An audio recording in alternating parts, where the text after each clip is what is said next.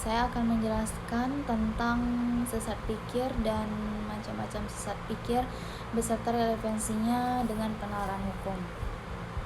Jadi yang pertama itu ada sesat pikir atau falasi, yaitu adalah kekeliruan dalam berpikir atau menalar yang tampaknya logis atau masuk akal, tapi sebenarnya tidak valid atau menyesatkan.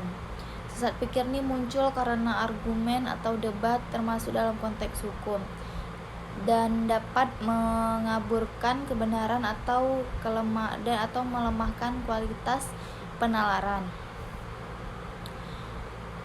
Ada juga macam-macam sesat pikir, yaitu yang pertama ada ad hominem atau menyerang pribadi.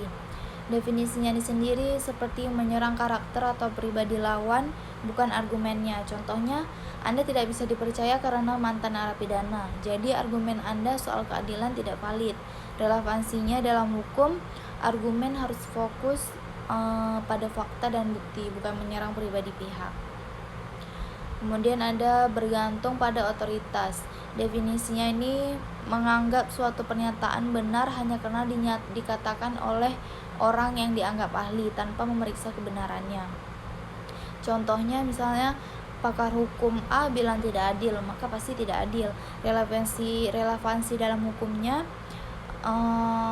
otoritas harus dikaji secara kritis dan tetap harus berdasarkan pada hukum positif dan prinsip keadilan. Kemudian yang ketiga ada dikotomi palsu.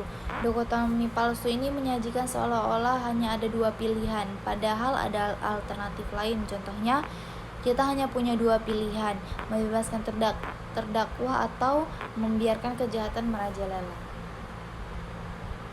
Kemudian ada kemiringan licin, orang-orang sawah, penalaran melingkar, rayuan emosional. Rayuan emosional ini mengandalkan emosi takut, sedih, marah untuk membenarkan argumen, bukan logika.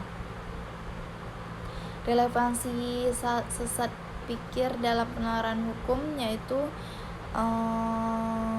penalaran yang logis dan rasional sangat penting karena mencegah bias dan manipulasi dalam proses peradilan, meningkatkan keadilan dan akuntabilitas hukum, menjaga integritas putusan hukum, dan pengaruh tekanan emosi, tekanan publik, atau tekanan kepentingan politik.